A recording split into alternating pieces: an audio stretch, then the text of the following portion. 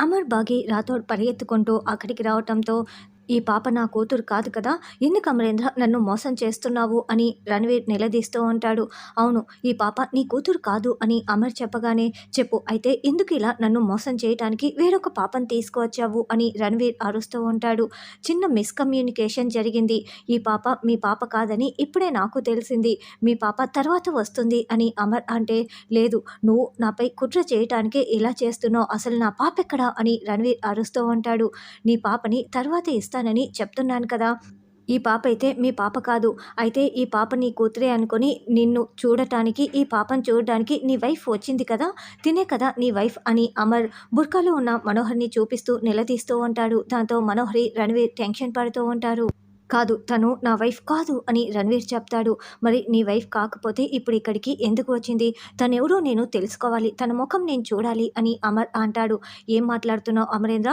పరాయి మగాళ్ళకి తను ముఖం చూపించదు. తన ముఖం ఎవరికీ కూడా చూపించకూడదు" అని రణవీర్ అంటే, "అయితే లేడీస్ అయితే చూడొచ్చు కదా! నేను తన ముఖం చూస్తాను" అని భాగి అంటుంది.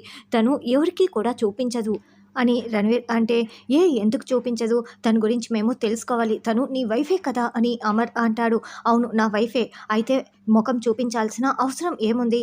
మీకు చెప్పాల్సిన అవసరం కూడా లేదు" అని రణవీర్ అంటాడు. "లేదు, నీ వైఫ్ గురించి మేము తెలుసుకొని తీరాల్సిందే. తన ముఖం చూడాల్సిందే" అని భాగి అంటుంది. "కుదరదని చెప్తున్నాను కదా! ముందు నా పాపని తీసుకురండి. నాకు చూపించండి. తర్వాత కావాలంటే నా వైఫ్ గురించి తెలుసుకోవటానికి ప్రయత్నించండి. అంతే" అని రణవీర్ అరుస్తూ చెప్తూ ఉంటాడు. "లేదు, మేము చూడాల్సిందే" అని అమర్ బాగి చెప్తుంటే, "అమ్మో, వెంటనే ఇక్కడి నుంచి తప్పించుకోవాలి" అని మనోహరి గదిలోకి వెళ్ళి డోర్ గడియ పెట్టేసుకుంటుంది. "ఏవండీ, తను వెళ్ళిపోతుందండి" అని అంటూ, తలుపు తెరు" అని బాగి డోర్ కొడుతూ ఉంటుంది.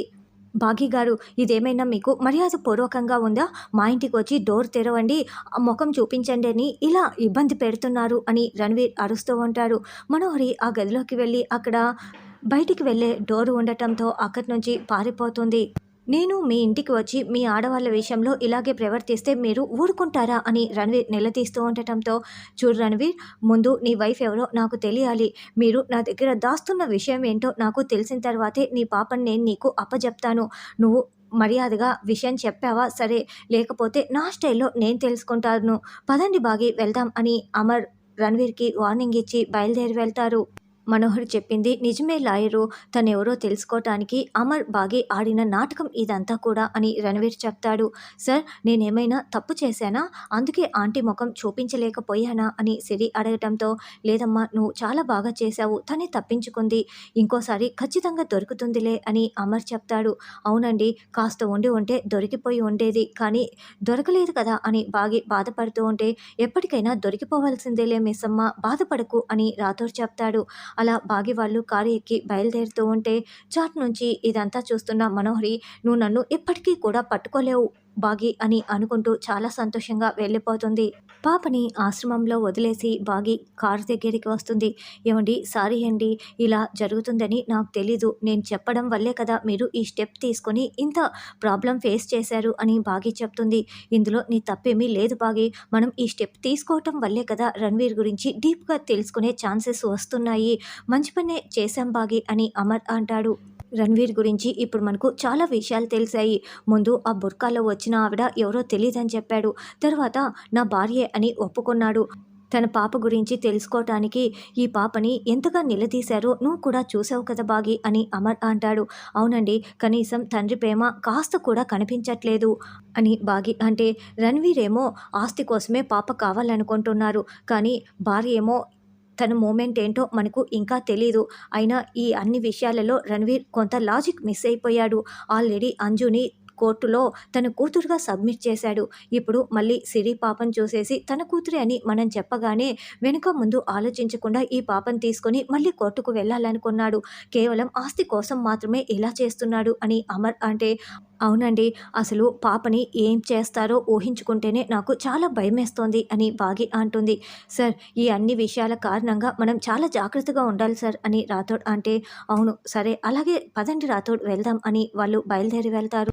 తర్వాత మనోహరి గదిలో అటు ఇటు తిరుగుతూ, ఇంకా లేట్ చేసేస్తే నేను అమర్‌కి దొరికిపోతాను. అమర్‌ని నేను తగ్గించుకోవాలన్న ఆశ ఎప్పటికీ కూడా నెరవేరదు. ఆ బాగీని చంపేసి అమర్‌ని తగ్గించుకుంటాం అనుకుంటే ఎప్పటికప్పుడు ఆ బాగీ బ్రతికిపోతూనే ఉంది. ఆరు దగ్గరికి బాగీని కూడా పంపించేసేయాలి. లేకపోతే నేను దొరికిపోతాను అని మనోహరి అనుకుంటూ ఉంటే, నీ కల ఎప్పటికీ నెరవేరదంటూ బాగీ అక్కడికి వస్తుంది. చాటుగా ఇదంతా ఆరు వింటూ ఉంటుంది. ఏయ్! నువ్వెప్పుడు వచ్చావు అని మనోహరి అంటే, నీ కలల గురించి పగటి కలలు కంటున్నప్పుడే వచ్చాను. అయి ఎప్పటికీ కూడా తీరవు అని బాగీ చెప్తుంటే, ఏయ్! ఏం మాట్లాడుతున్నావు అని మనోహరి అంటుంది.